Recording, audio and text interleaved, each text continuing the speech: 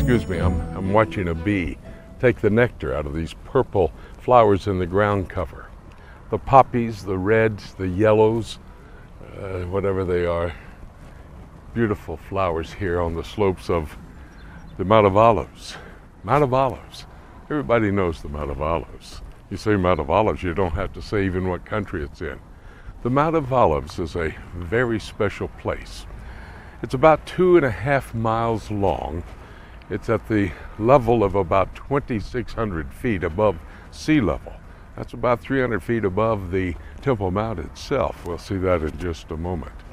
But this is a location that's been here in this part of the world and acting as a burial site, a cemetery, a graveyard for 3,000 years. Over 150,000 graves over here, most of them Jews. And traditionally, this would be the location where Haggai, Zechariah, and Malachi, the prophets, are buried as well. It's a very interesting site. It was very, very connected to Jesus Christ.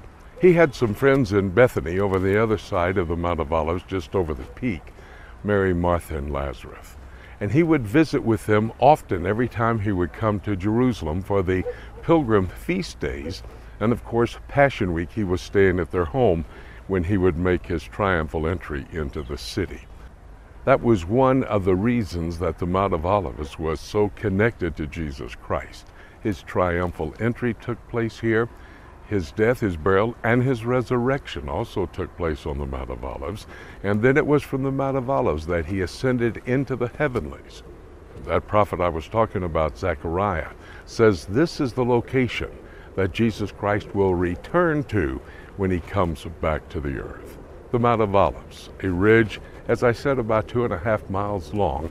And we're going to probably walk across this ridge looking over the Kidron Valley, or what may be referred to some places in the Bible, the book of Joel chapter 3, as the Valley of Jehoshaphat. Many of us know it as the Kidron Valley. On the eastern side of the Mount of Olives, you would see the Judean wilderness, the Judean desert, that leads down to the location where John the Baptist, cousin of Jesus Christ, would actually baptize Jesus himself. We'll be going there on our journey from Bethlehem to Bethany. As we study the book of Matthew, I want to take the book of Matthew, look at it very closely, and make certain that Matthew was correct in the record of the life of Christ from his birth all the way over to the time of his crucifixion and resurrection, and his commitment to us that he was coming back.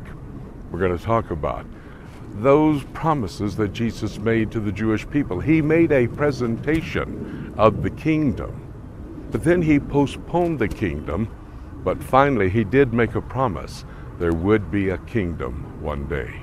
That's going to be our investigation on this special DVD documentary on the book of Matthew and the authority, the authenticity of Jesus Christ, who ultimately will be King of Kings and Lord of Lords.